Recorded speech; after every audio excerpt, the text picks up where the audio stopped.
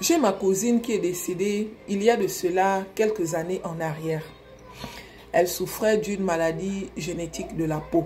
Ça veut dire que sa peau était comme vous voyez le serpent qui pèle là. Comme un crocodile séché. Vous voyez, la peau, en fait, sa peau tombait. Ça tombait, il y avait des croûtes sur la peau. Elle est née comme ça. Et ses parents, pour sa maladie, se sont ruinés. Ses parents ont dépensé beaucoup d'argent à un point où les parents se sont même séparés parce que ils n'arrivaient pas à trouver une solution pour le problème de leur fille. Ils ont fait tous les hôpitaux qu'ils pouvaient. Ils sont allés dans les églises partout, mes chéris. Ils sont allés partout. Mais malheureusement, partout où ils partaient, on disait que on ne connaissait pas cette maladie. Et après ça, ils ont commencé à rentrer chez les Noirs, c'est-à-dire à l'indigénant. Et à l'indigénant là-bas, ils ont dit que ma cousine avait un mauvais esprit et que c'est le mauvais esprit en question qui lui rendait la peau comme ça, comme quoi il fallait qu'elle s'initie. Ma cousine a mangé l'iboga plusieurs fois pour aller soi-disant chercher sa maladie, mais aucun résultat. Ils sont encore allés chez d'autres marabouts où on disait que non, elle a la maladie du serpent. Voici pourquoi, de temps en temps, sa peau pèle. Parce que oui, sa peau pèlait. Il arrivait des moments où ça s'atténuait naturellement. Mais il y a des moments aussi où sa peau quittait en fait. Voilà, c'était tout blanc, ça quittait. Ça quittait. Et ils ont dit non, c'est un serpent, c'est le serpent qui fait ça. Il faudrait que vous donnez de l'argent, on va la soigner. Les parents ont donné. Ils sont allés chez les différents pasteurs. Oh oui, ce n'est pas normal. Elle a un esprit de Mami Wata. En fait, c'est l'esprit de Mami Wata qui fait qu'elle ne retrouve pas le sourire. Si vous ne faites pas attention, elle n'aura même pas d'enfant. Dieu a fait grâce dans sa maladie. Ma cousine a eu 2 enfants, mais avec des hommes qui sont venus profiter d'elle. Ça veut dire que la journée, le mec il fait comme s'il ne la connaissait pas. Il va draguer dans l'obscurité. La seule fois où elle sort avec le monsieur, elle tombe enceinte et le monsieur, il disparaît. Donc, elle a eu 2 enfants, Dieu merci. Mais les gens se moquaient d'elle. Les gens la critiquaient. Les gens la fuyaient. Les gens avaient même peur d'elle. Jusqu'au jour où moi, j'ai fait sa connaissance à travers une autre de mes cousines. Parce que la famille est grande. Moi, je ne la connaissais pas forcément. C'est une de mes cousines qui dit que, ah, vous ne vous connaissez pas. Elle, c'est l'enfant de tel, elle, c'est l'enfant de tel et tout. Oh, bon, oh oui, oh, nanani, nanana. Dieu merci, on a créé une relation. Et moi, j'étais parmi celles qui n'avaient pas honte d'elle, en fait. Je l'emmenais partout où je partais. Tout le monde, ceux qui me connaissent, d'où je viens, ils connaissent ma cousine en question. Parce que je l'emmenais partout. Il y en a même qui disaient que, ah, toi, tu as le courage de marcher avec la fille, là, hein. Ah, oh, toi, en fait, on la prenait pour quelqu'un, comme c'était un esprit, voilà. Les Africains avaient décidé de coller une étiquette à ma cousine comme quoi c'est une sorcière. On disait même qu'elle est sorcière. Et au fur et à mesure qu'elle et moi on marchait ensemble, parce que je l'emmenais dans des milieux où elle se sentait épanouie. Parce qu'avant ça, elle était renfermée. Vous voyez le genre de personnes que tout le monde critique. Tout le monde rejette. Les gens ont honte de s'afficher avec elle. Mais moi, quand je suis arrivée dans sa vie, je l'emmenais partout. Je l'ai transformée à mon niveau parce que je lui disais que mais pourquoi tu t'habilles comme ça toi aussi? Mets-toi en valeur. Elle avait de beaux jolis petits seins qu'elle camouflait dans des djellabas. Vous voyez les vêtements, les boubous là. Donc elle se mettait à l'intérieur et tout, nanani, nanana. Et moi, je disais que non, mais oh, comme ça et tout. Au début, elle avait honte. Dieu merci. Après, elle a commencé à s'assumer. Elle a commencé à s'assumer à un point où elle était toujours malade. Mais les gens disaient qu'elle est guérie en fait. Oh, tu es guérie. Et pourtant, elle avait toujours ce problème de peau. Jusqu'au jour où elle est tombée malade. Mais ça n'avait rien à voir avec sa maladie génétique.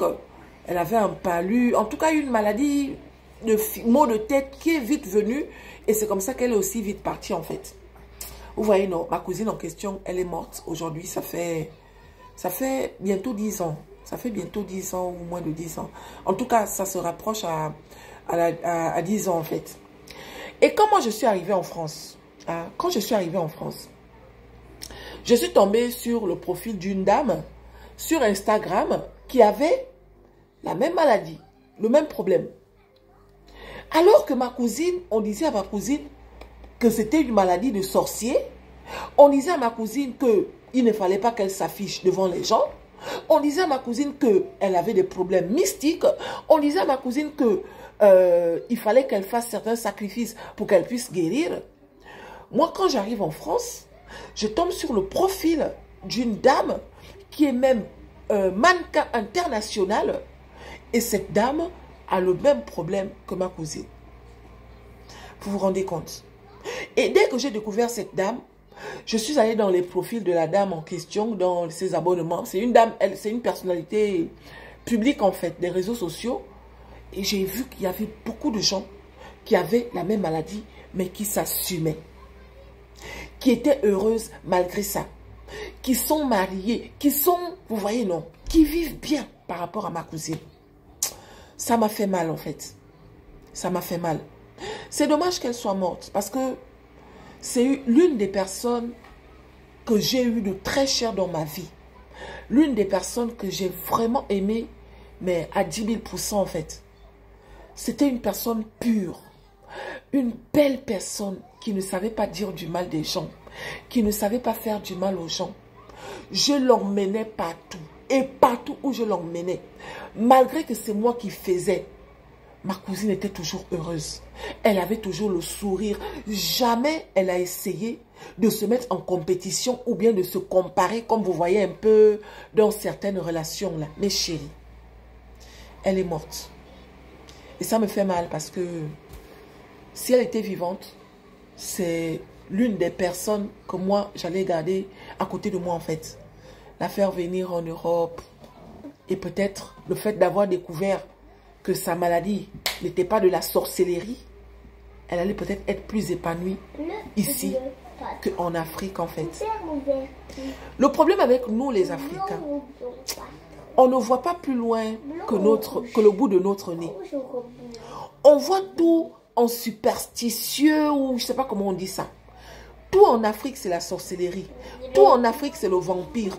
Tout en Afrique, c'est les problèmes. Vous allez voir des gens qui n'ont pas de problème. La personne n'a pas de problème. Mais la personne va vivre comme si elle avait des problèmes. Quand on va dans d'autres pays, dans d'autres continents, on voit des gens qui ont des sérieux problèmes. Il y a des gens qui n'ont pas de bras. Elle n'a que les pieds. Mais elle a un bébé et elle s'occupe de son bébé toute la journée. Elle n'a besoin de personne et il n'y a personne à côté d'elle. Mais en Afrique, il y a une façon qui fait que les personnes en position d'handicap sont rejetées, sont humiliées, sont rabaissées, sont dénigrées, sont chassées. Les personnes en question se retrouvent seules. Les personnes en question sont indexées. Les personnes en question souffrent à cause de tout le monde.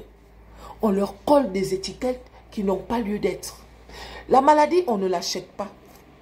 Personne ne choisit de naître avec une malformation. Personne ne choisit de naître avec un défaut en fait. Mais nous les Africains, quand quelqu'un a un défaut ou bien une malformation, tout le monde va se moquer de toi. On va te faire passer pour la personne que tu n'es pas. On va te critiquer, on va te rabaisser et on va même te tuer. On va même te pousser à mourir. Ça, c'est l'homme africain. Il faudrait que nous changeons. Parce que dans les pays des autres, les personnes différentes, ils sont aussi aimés par rapport à chez nous là-bas. Si nous, on ne dure pas là, mes chéris, c'est parce qu'à la base, on ne se soutient pas et j'ai envie de dire qu'on ne s'aime pas. Courage à toutes les personnes en difficulté. Courage à toutes les personnes différentes. D'accord? Que Dieu continue de veiller sur vous et que Dieu permet que vous voyez la lumière qui se trouve au bout de votre tunnel. Voilà.